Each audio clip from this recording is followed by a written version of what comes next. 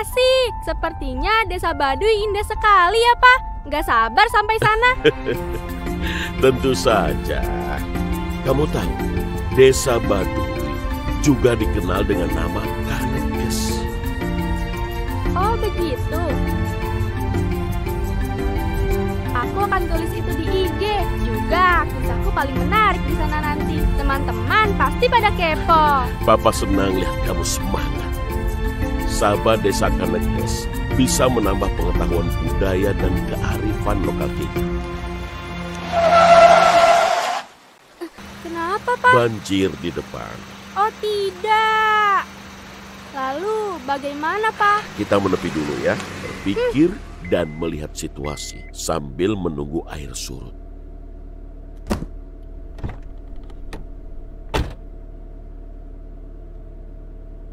Kalau sampai 1 jam tidak surut, ya balik saja, Pak.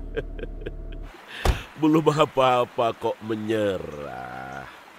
Di sini ada legenda menarik. Budak Bunciren Mapaichai. Wah, gimana ceritanya, Pak? Alkisah. Ada seorang budak buncir yang istimewa. Badannya kerdil tapi sakti. Suatu hari, budak buncir berjalan melewati hutan. Ia mendengar penduduk di hilir kesulitan mendapat air. Maka dia pun berniat membuat aliran air baru. Dia berpikir sambil melihat situasi.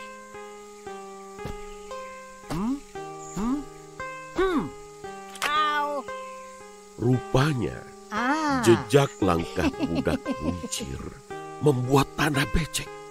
Artinya, di bawah tanah ada air.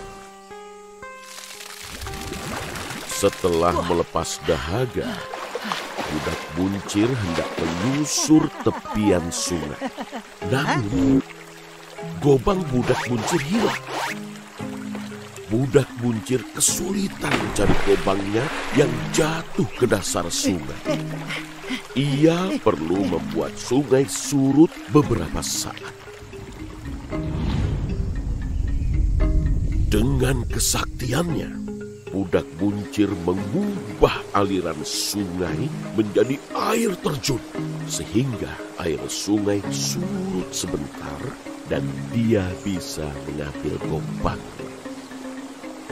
Curug Gobang dan Batu Pandungan hingga kini masih menjadi nama tempat dan sasaka yang sakral di Baduy.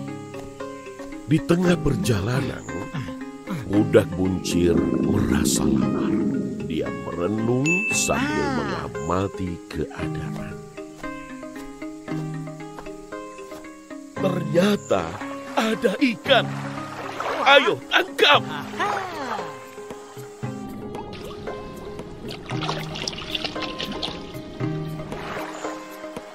Aduh, ternyata susah menangkap ikan dengan tangan kosong.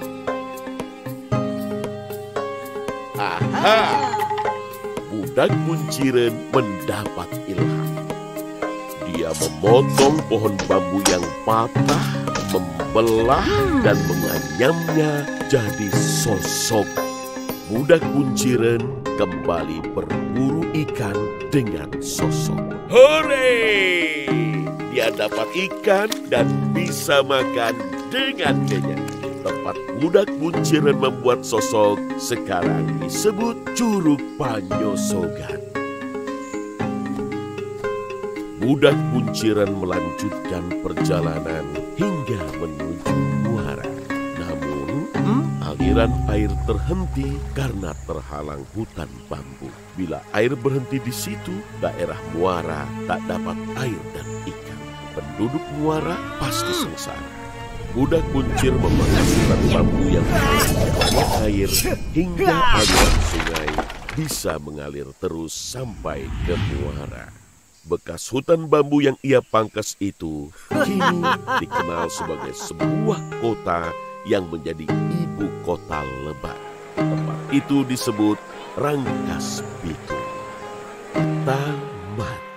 Pesan utamanya adalah... Karin tahu, Bila budak bunciran menyerah saat gobangnya terjatuh ke sungai, atau ia menyerah saat hendak menangkap ikan, atau jika ia tidak memangkas bambu liar yang menghalangi aliran air, mungkin tidak akan ada rangkas bitung. Dan kita harus gunakan kepala untuk berpikir dan mengamati situasi. Jangan mudah putus asa.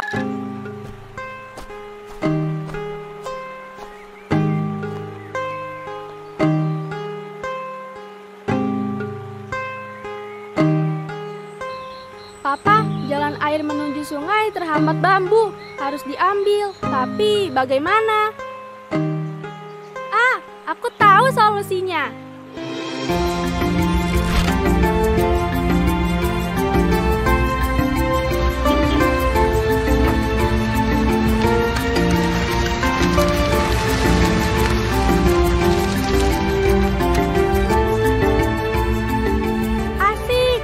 Membuat keajaiban, Pak. Yang penting mau berpikir dan berjuang sampai akhir.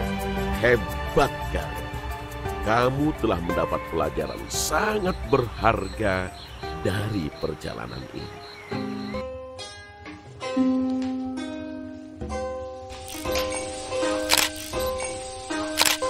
Hidup di kota sangat bergantung pada orang-orang di hulu yang menjaga sungainya.